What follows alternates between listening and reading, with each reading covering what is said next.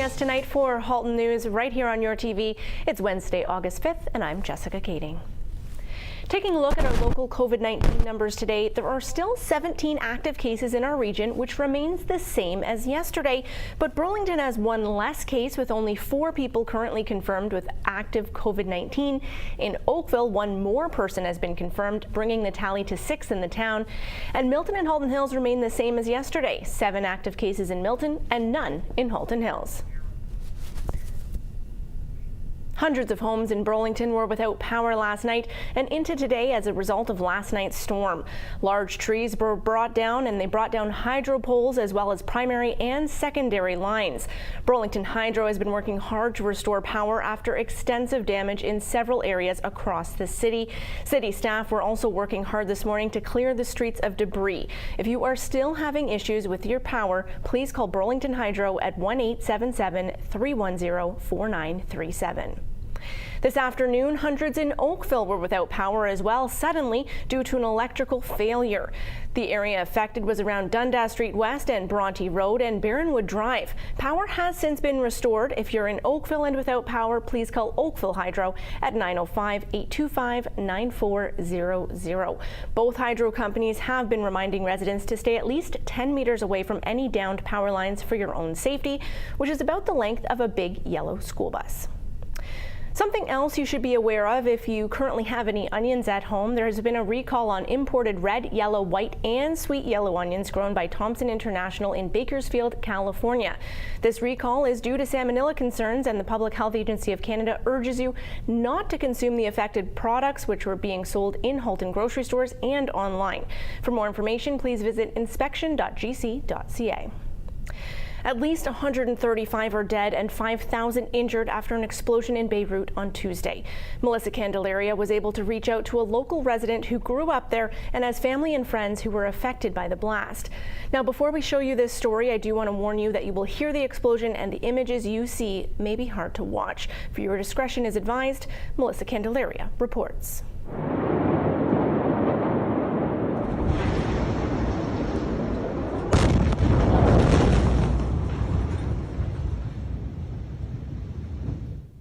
It was an explosion of apocalyptic proportions here at a port in Beirut, Lebanon. A blast that has Milton resident Rima Masri worried about her friend who had been visiting a family member at a nearby hospital. After the blast took place, all the patients were taken out of the hospital to the parking lot of the hospital. The beds and everything, they were taken care of. And even at the emergency room, the emergency room, they were all taken care of in the parking lot of the hospital. But after everything calmed down a little bit, she went missing. And, we were told that she was taken by the Red Cross to another hospital that's outside of Beirut. And she underwent 2 surgeries, and she's now in the intensive care unit. Masri's friend was one of thousands injured in Tuesday's explosion. She first heard about it after receiving a photo through text from her nephew. So after I looked at the picture, I said maybe I should go and turn the TV on. So I turned the TV, and people, the TV channels were starting to broadcast live about that explosion, and then immediately, 2 minutes after that, we saw the big, the mushroom explosion that looked like there's an atomic bomb. So I was very, very scared, because I saw a mall near Beirut port. There is a mall. I know my sister goes shopping there. So I immediately called her to make sure she was okay. The rest of her family are luckily safe as well, only to have sustained material damage. But Masri says many of them, including some friends, thought it was the end of the world. Beirut is it's quite a small city, but the explosion was extremely strong, that even if a person lives a bit far from Beirut port where the explosion took place, even if they live a bit far from it, because of the pressure that took place and the blast, People we were told that people were thrown off the balconies, like my sister-in-law, for example, she was in the kitchen. She found herself at the front door of her apartment, because of the blast. According to Lebanon's president, the blast was caused by 2,750 tons of ammonium nitrate stored unsafely in a warehouse. The Lebanese government has declared a 2-week state of emergency and has placed several Beirut port officials under house arrest. Masri says she hopes for a thorough and transparent investigation. To hold everyone responsible, to be held accountable, and to receive the necessary punishment for this, because it's a big disaster. This country has undergone 30 years of civil war. Whatever we have seen, I have lived the civil war there, I know. But none of this is what happened yesterday. And we hope for us to, people to heal after this shock, because it's not going to be easy. And it certainly won't be easy for Masri's friend, who is fighting for her life. I'm getting all her news from another friend, and she's telling me all the time that now we are praying for her. This is what we can do for her now, hoping that she will recover from this. Here at home, Oakville MP Anita Anand, who is also Canada's procurement minister, has been working hard to ensure Canadians will have access to COVID-19 vaccines when they're ready and deemed safe. She has been negotiating deals with 2 different biotech companies, Pfizer and Moderna, so that Canada can secure millions of vaccines if their brands are approved by Health Canada in the future. Anand is not disclosing how much money is being spent or how many vaccines are being secured, as she's still in negotiations with other suppliers as well. Minister Anand says she hopes to share more details in the weeks to come and will join us here on Halton News to share that information with our viewers. As Minister Lecce announced last week, schools will be open in September with some differences between elementary and high schools. For more of those details, I'll turn it over to Oakville MPP Stephen Crawford. We're pleased that we've got a back-to-school plan that has been really in collaboration with the Chief Medical Officer of the Province of Ontario, as well as Sick Kids Hospital, who had a tremendous amount of input into our plan. With that, schools will be open full-time up until grade 8. So for kids up until grade 8, they'll be going back to school full-time, and children in high school will be going back on a rotating basis part-time. So they'll be doing a mix of online learning as well as in-class instruction. And of course, it'll be after Labor Day as usual. So we're looking forward to getting the plan in place and getting kids back in the classroom. With many parents still voicing concerns about this new plan, I asked MPP Crawford why he welcomed the decision as good news. People need to be aware that I think it's good for kids to get back in the classroom. There's been a very long period of time where they haven't been in the classroom. So I think for that, the kids to have some social interaction again, I think is really important. And we're going to do our utmost to keep kids safe. So we're really looking forward to it, and we're excited that they're going back to school. We're also investing as well in cleaning in school buses, so there'll be different protocol with school buses, so parents can be reassured. I also asked what parents who are concerned about sending their kids back to school should be aware of in September. Number one, for kids grade 4 and above, they will have to wear masks, in order to prevent the spread of COVID. So that's number one. Number two, they do have the option, if they really don't feel comfortable, to actually keep them at home, the kids at home, and do online learning. But having said that, with the schools are taking extra precautions. School buses, the government of Ontario has made a $300 million investment into extra health and safety precautions across the province for all the schools. So with that, we can be assured that government of Ontario is taking health and safety. Absolutely, it's the most critical component of what we're doing here with this plan. So we take it very seriously, and I think we've got a good plan in place. So I think, parents can rest assured. I've got 4 daughters myself, going back to school. 2 are in high school, 2 are younger. Some will be going back part-time, some will be going back full-time. But we think we've got a good plan in place.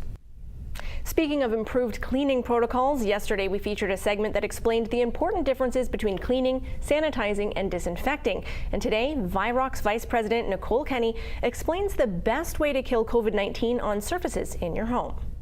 Virox Technologies is at the leading edge of disinfecting technology. Today, Vice President Nicole Kenny highlights the dangers of using cleaning products incorrectly and how we can use them effectively. It's really important because what we're finding through COVID is that Canadians are accidentally poisoning themselves because they're using more disinfectants than they have in trying to eradicate COVID-19 from their houses. Poison control had an increase in calls this March of 150% when compared to March of 2019. The calls have continued to increase 50% month over month since then. And why they're calling is, well, they're using bleach, but they're mixing it with other chemicals, and bleach interacts and can create chlorine gas, which can be deadly. They're not using them properly, or they're not diluting, so they're having skin irritation or eye irritation. And there's a lot of issues with respiratory irritation or loss or the inability to breathe because you're spraying everywhere in a closed area. So how do we choose a disinfectant for our home and then use it effectively? We do want to make certain that we're looking at the labels, what's the contact time, what bacteria or viruses they're capable of killing. And then you really need to understand contact time. So most of us would think of one and done or spray and walk away. And most of our disinfectants aren't that. They actually have a contact time, which is what's meant as a wet dwell time, where you need to stay wet on a surface for the length of time that the label says. So many labels say 10 minutes. And I know most of us don't leave a surface wet for 10 minutes. In fact, it's going to air dry, particularly if you're spraying. If you're spraying and wiping, again, you're immediately removing the product, so you're not doing, it's not getting its contact time. So it's really about making certain the surface stays wet for the length of contact time. And just because you have a product that has a shorter contact time doesn't mean it can keep wet. If it has alcohol in it, for example, it's going to evaporate really quickly. So again, it's that need to potentially reapply. It is important to ensure you read the whole label, as there may be different contact times for cleaning, sanitizing, and disinfecting. Well, if this is a surface that hasn't been cleaned or disinfected, this is actually an example of what happens when you don't achieve contact time. So we're using a disinfectant, it's killing some, but it's not able to kill everything. Whereas a product where you've achieved your contact time, again, you're killing everything that's on the surface. So that's really important that we're contemplating that, and that's how we're using our products at home. For more information, go to beintheknow.education. Reporting for Halton News, I'm Nikki Wesley. North Shore Boulevard between LaSalle Park Drive and Glenwood Avenue will be closed tomorrow from 8 a.m. to 6 p.m. for hazardous tree removal. Local access will be maintained, but traffic will be detoured. Meanwhile, Main Street in Milton has been under construction for a couple of weeks now, but there's an end in sight. Ward 1 Regional Councillor Colin Best says the road was in dire need of this repair. Town's resurfacing the street the first time in 17 years. It's just like reshingling a roof. Sometimes these maintenance issues have to be done. They've had to clean up some concrete issues with manholes, catch basins, and curbing work, as well as removing some crosswalks. Downtown is being closed the next 2 nights, Wednesday and Thursday. There'll be no parking. Basically, when you see a street closed, please follow the signs and instructions. There's detours. Basically use Dairy Road or Steeles Avenue, or if you are downtown using Mill and Mary Street, use the parking lot. We have over 300 parking spaces on Mill and Mary Street that people can use. There's only 40 spaces on the street. This is a regular maintenance of the town. We're also doing Ontario Street, Commercial Street, and Brawny Street, because Brawny Street needs some major work done on the curbing and almost 40 years. It's basically making sure the town is in a state of good maintenance so that it doesn't deteriorate, and hopefully it brings on other things. We're welcome downtown. There's a number of new businesses that are opening. There's Chudley's, we got the Dream Cannabis opening downtown, and also restaurants as well. So we'll be looking forward to seeing a lot more patios downtown as well. Eligible Oakville charities can now apply for charitable grants from the Oakville Community Foundation. The foundation has announced $350,000 to be distributed through 2 new programs: the Charity Small Business Partnership Program and Give Oakville 2020, with support from the Oakville Resiliency Fund.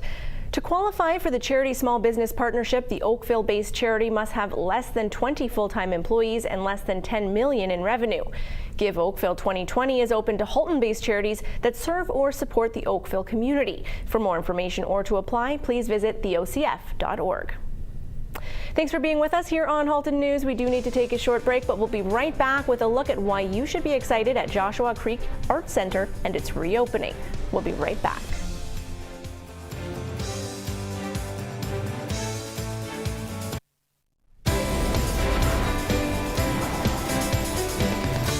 The Joshua Creek Heritage Art Center reopened this week. Nikki Wesley gives us a sneak peek for those who have yet to find this hidden gem in Oakville. The Joshua Creek Heritage Art Center is an art gallery that opened 11 years ago.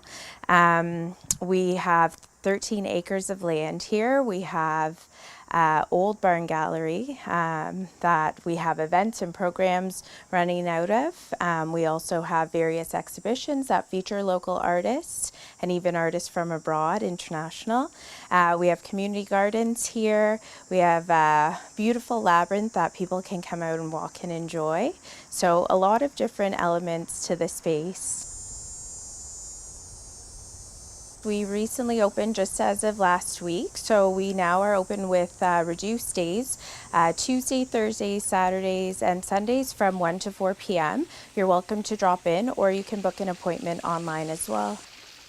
The labyrinth is booked in advance, just to be able to make sure there's only one group in it per time. So we have an hour-and-a-half time slots where you can book the space, and that is also available through the website. www.joshuacreekarts.ca.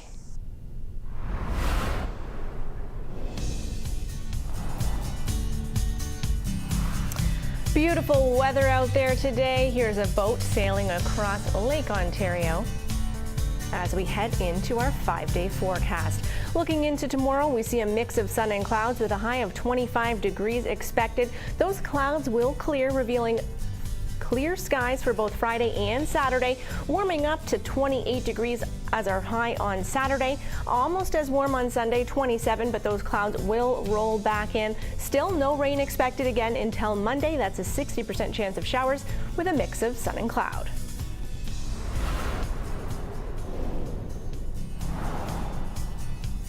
The region of Halton is offering local businesses printed mask posters to ensure COVID-19 public health measures are displayed. To order yours, visit halton.ca or call 311. The deadline to register for the Milton Chamber of Commerce's 31st annual golf tournament presented by Cogeco is Friday, August 7th. The tournament will take place next Tuesday, August 11th at Granite Ridge Golf Course, and $165 plus HST includes golf and dinner, as well as contests and a raffle. To register, please visit miltonchamber.ca. And now a look at how some of Halton's top companies performed on the markets today.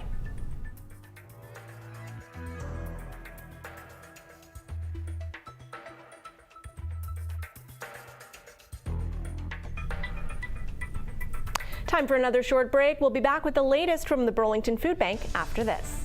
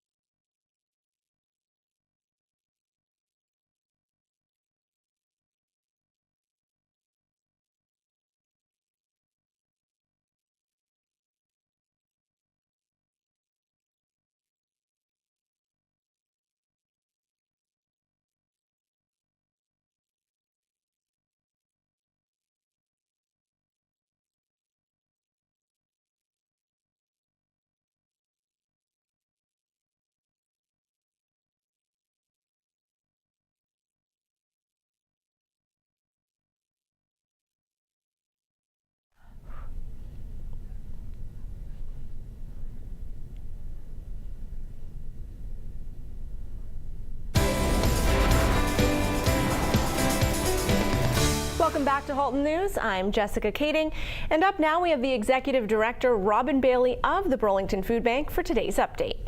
We just saw in the news quite a bit about salmonella and things like that, and we just want people to know that we take that very, very seriously, that we check with our wholesalers and the people that we get our food from, as well as we receive updates, automatic updates, whenever the Government of Canada does a food recall. So we know about recalls prior to them hitting the major airwaves. We find out about them right away and make sure that we check our stock, pull any of it that's even questionable, and then make sure whether it is questionable or not, whether it's safe. Much like the onions with this one, we found out that ours are safe. We're still able to give them out, and we're happy to find that out and be able to give that out to clients. The other big thing for us is we have corporate donors that help us out, and we need those corporate donors to continue on.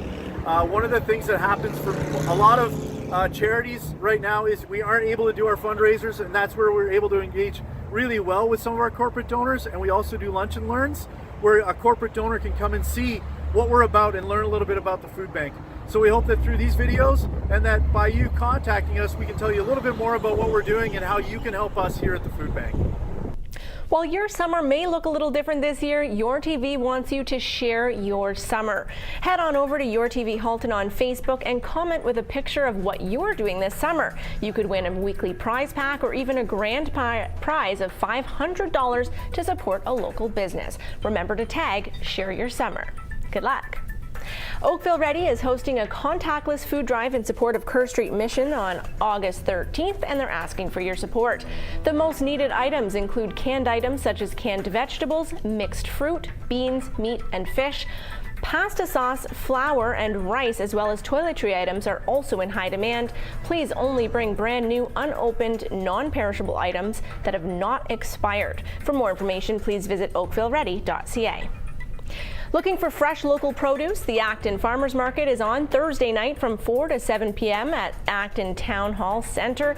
That's located at 19 Willow Street North in Acton. The market is on every Thursday through October with COVID-19 protocols in place.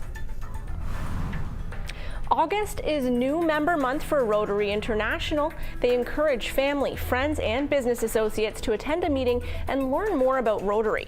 There are many reasons why people join one of the 35,000 clubs around the world, including giving back locally and globally, networking and fellowship, as well as making a real difference in someone else's life.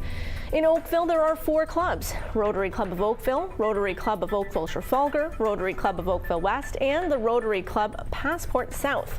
Prior to COVID-19, Rotarians met for breakfast, lunch, and dinner. Now they're meeting electronically via Zoom. Help Rotarians around the world celebrate New Member Month and connect with your local club at rotaryoakville.ca. Taking a look now at what's coming up tonight on YourTV, we have Sports Week with Al Galloway, followed by Oakville Matters by Oakville's Mayor Rob Burton. Auto Experts is live at 8 o'clock with Kirk Robinson, and then if you missed Sports Week, you can catch it again at 9 o'clock. That was the schedule for those of you in Burlington and Oakville. If you're in Halton Hills or Milton, you can also catch Sports Week, but at 7:30 instead of Oakville Matters, you'll have Goddard's Dance Bites where you can tune in and maybe get a little groove on yourself. Auto Experts will be live as well. If you have any car concerns, you can call in and have your questions answered by our expert, Kirk Robinson. And if you're interested in real estate, tune in 9 o'clock. Seth Ferguson has your answers. Thanks so much for watching tonight. We encourage you to follow us on Facebook, Twitter, and Instagram. We post daily and we keep you up to date. You can also visit us online at yourtv.tv. For Halton News, I'm Jessica Kaitting, and I thank you for watching.